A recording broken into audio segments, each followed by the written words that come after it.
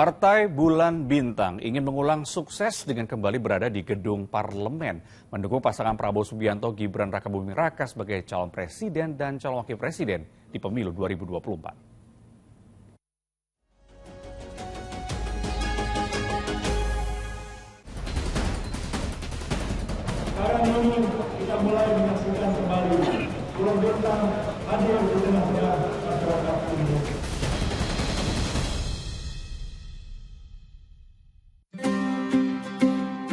Dukungan itu akhirnya disampaikan juga. Dengan penuh keyakinan, Ketua Umum Partai Bulan Bintang Yusril Iza Mahendra membawa partainya mendukung Prabowo Subianto sebagai calon presiden dalam pemilu 2024. Di mata pengurus PBB, Prabowo yang merupakan Menteri Pertahanan dalam Kabinet Indonesia Maju memiliki pengalaman dan pengetahuan yang mumpuni untuk menjadi pemimpin Indonesia di masa mendatang.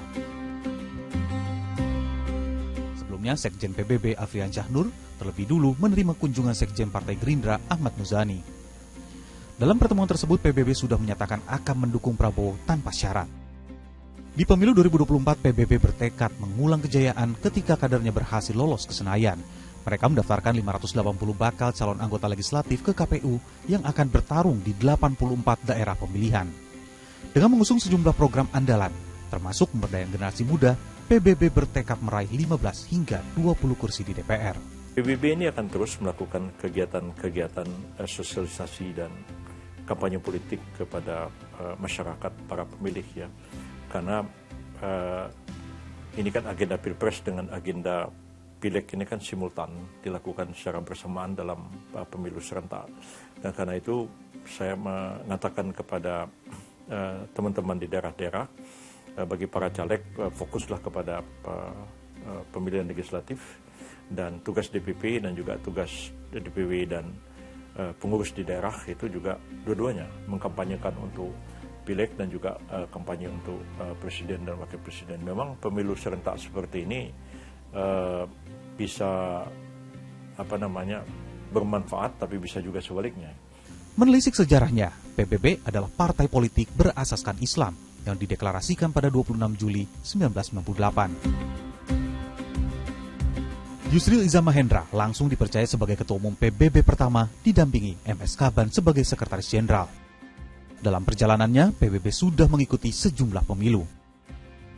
Di pemilu 1999, PBB meraih sekitar 2 juta suara atau berkisar 1,94% suara sehingga berhak mendapat 13 kursi DPR. Sedangkan di pemilu 2004, PBB mendapat 2,9 juta suara atau 2,62% dan menempatkan 11 wakilnya di Senayan.